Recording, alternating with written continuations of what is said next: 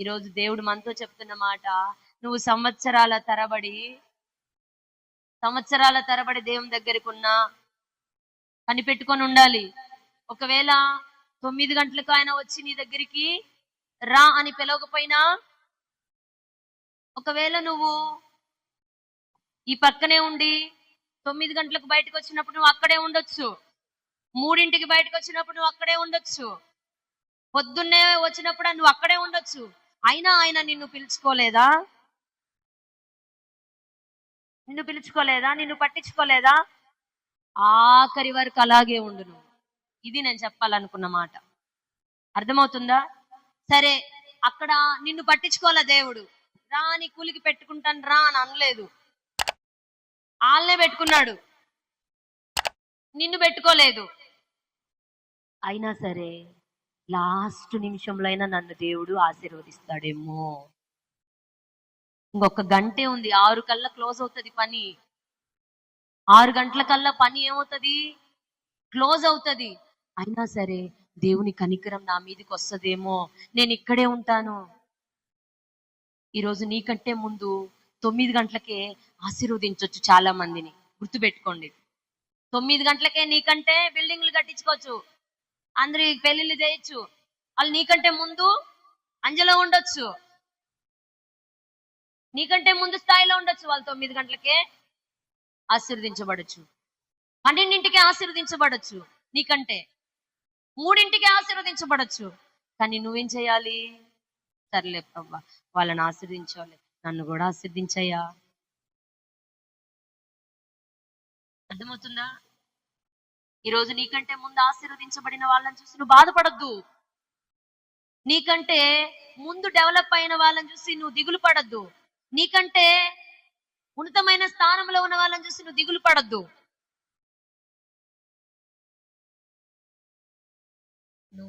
నిన్ను దేవుడు పిలకపోయినా నువ్వు అలాగే ద్రాక్ష తోట అంటే సంఘంలో నీకంటే ఆశీర్వాదకరంగా ఉండొచ్చు నీ తోటి వాళ్ళు. అయినా నువ్వు దిగులు పడద్దు. నీ టైం వచ్చేదాకా నువ్వు అణిగిమణిగుండు. నీ టైం 5 అంతే అనుకో, నీ టైం 3 అనుకో, నీ టైం 12 అనుకో, లేదా నీ టైము 9 అనుకో, లేదా నీ టైం పొద్దున్నే అనుకో. దేవుడు నిన్ను పట్టించుకునేదాకా ఆశీర్వదించేదాకా ద్రాక్ష తోటలో బయట కనిపెట్టుకోవడమే నీ వంతు. అర్థమవుతుందమ్మా? ద్రాక్ష తోటలో నిలిచి ఉండి ఆయన కన్ను, ఆయన దృష్టి నీ మీద పడేదాకా నువ్వు ఎదురు చూడడమే ముఖ్యం. వాళ్ళని పిలుచుకున్నాడులే 9 గంటలకి, నన్ను పిలుచుకోలేదులే. వాళ్ళు అప్పుడు అంత విశ్వాసం ఉంచారేమో, నీకంటే ఎక్కువ విశ్వాసం వాళ్ళకు ఉండొచ్చు, వాళ్ళకు నీకంటే ఎక్కువ విశ్వాసం ఉండొచ్చు. అందుకనే వాళ్ళని ముందే పిలుచుకున్నాడు. నీకంటే యోగ్యులు కావచ్చు. నువ్వేమనుకోవాలి? నాకంటే వీళ్ళు వృద్ధి చెందుతున్నారులే అంటే ఏమనుకోవాలి? అబ్బా, నాకంటే వీళ్ళు దేవునికి సమీపంగా ఉన్నారేమో, అందుకే దేవుడు వాళ్ళని, నేను లేటుగా వచ్చాను అందుకే నాకి. కానీ లేటుగా వచ్చినా కూడా దేవుడి కూలి ఎట్టుంది? నీ ఆలోచనలే సమానంగా లేవు, ఆయన ఆలోచనలు ఎలా ఉన్నాయి? అర్థమైందా? నువ్వు మందిరానికి లేటుగా వచ్చావులే, దేవునిలోకి లేటుగా వచ్చావులే, 20 సంవత్సరాలు అయింది భక్తిలోకి, ఆశీర్వదిస్తున్నాడు వాళ్ళని, నువ్వు ఇప్పుడు వచ్చావు. నువ్వే దిక్కయ్యా అంటే నిన్ను కూడా ఆశీర్వదిస్తాడు. గట్టిగా చప్పట్లు కొట్టి దేవుని మహిమపరచు. 20 సంవత్సరాల నుండి దేవుని పాదాల దగ్గర బతిమలాడుతూ ఉంటే వాళ్ళని ఆశీర్వదించడా? ఆశీర్వదిస్తాడు. ఇప్పుడు వచ్చినా కూడా అంటే 5 గంటలకు కూడా వచ్చి, అయ్యా నన్ను ఆశీర్వదించయ్యా, నాకెవ్వరు లేరయ్యా, నన్ను ఎవరు పెట్టుకోవట్లేదయ్యా, నాకెవరు సహాయం చేయట్లేదయ్యా, నాకు ఇప్పుడు చాలా అవసరం ఉంది పని, నాకు ఇప్పుడు డబ్బు చాలా అవసరం ఉంది, నాకు ఇప్పుడు చాలా కొరత ఉంది, నన్ను పనికి పెట్టుకోవా, నాకు పని ఇవ్వవా, నాకు ఏదైనా దారి చూపించవా అని 5 గంటలకు వచ్చినటువంటి వ్యక్తిని కూడా కరుణించి కనికరించి దగ్గరికి చేర్చుకొని పని ఇచ్చిన దేవుడు. సరే, నీ జీవితం అంతా ఇన్ని సంవత్సరాలు లోకంలో అయిపోయింది, కనీసం ఇప్పటి నుంచైనా అయ్యా నువ్వే సహాయం చెయ్యని ఆయన పాదాలు పట్టుకుంటే ఆయన అంటాడు, అందరితో సమానంగా కూలి ఇస్తాడు, ఆయన జీతం ఇస్తాడు. 20 సంవత్సరాల వాడికి అదే కూలి ఇప్పుడు వచ్చిన ఆ 20 సంవత్సరాల నుండి వచ్చిన వాడు అంటాడు, 20 సంవత్సరాలు నీ కాలు దగ్గర ఉంటే ఆడికొకటి నాకోటేనా?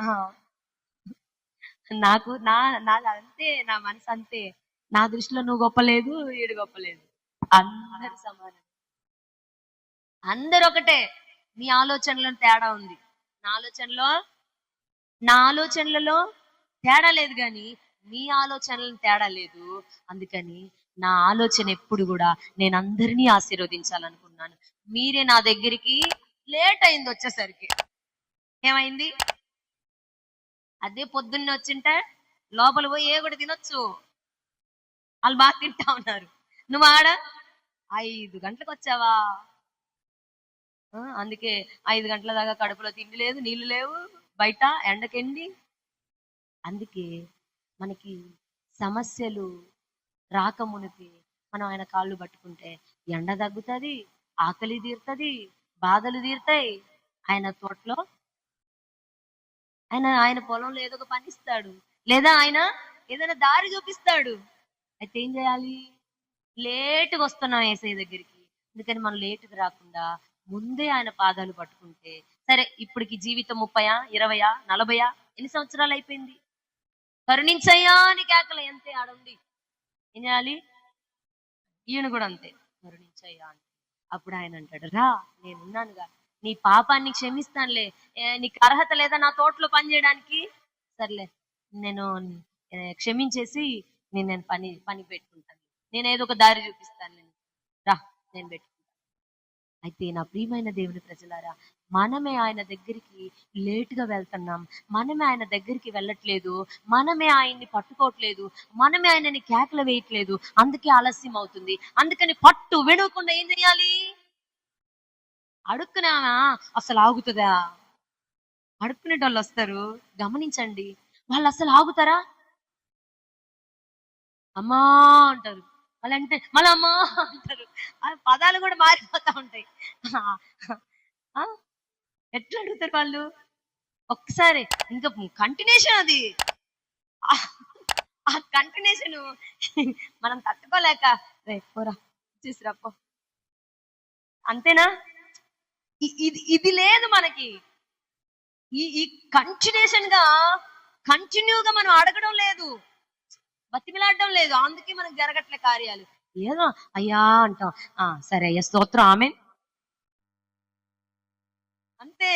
అయ్యా సహాయం ఏసునామాని అడుగుచున్నాం తండ్రి, అంతే మన ప్రార్థన. కంటిన్యూషన్ లేదు.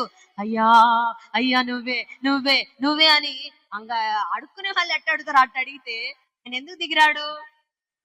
అందుకే పట్టు వదలకుండా, సరే 5 గంటలకు వచ్చావు, నువ్వు లేట్ అయింది, దేవుని దగ్గరికి వచ్చేసరికి సమయం అంతా వేస్ట్ అయిపోయింది, పోనీలే ఆ సమయం వెనకదంతా వెనకున్నదంతా మర్చిపో, వెనకున్న వాటిని మరచి ముందే ఏం చేయాలో దాని కొరకు వేగిరి పడుతూ అడుగులు ముందుకే, ఆయన కాళ్ళు పట్టుకొని కేకలేయి.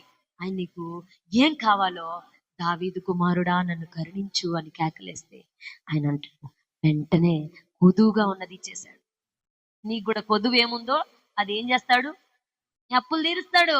ఆయన కాళ్ళు పట్టుకోకుండా నువ్వు కడుకోని పోయినావు అనుకో, నీ అప్పులు తీరుస్తాడు ఆయన, నీ రోగాలు తీరుస్తాడు, రోగాలు తగ్గుతాయి, శ్రమలు తీరుతాయి, అన్ని తీరుస్తాడు. పట్టుకోవాల్సిన ఆయన పట్టుకోండి. ఈ భూమి మీద అంతటికి అధికారం ఎవరికి ఉంది? ఆయనకుంది సర్వాధికారం. అందుకని ఆయన ఏమైనా చేయగలడు. ఆయన శక్తిని గుర్తుపట్టి ఆయనను పట్టు వదలక ఆయనను మనం అడుగుతూ ఉంటే ఆయన కరుణించే దేవుడు.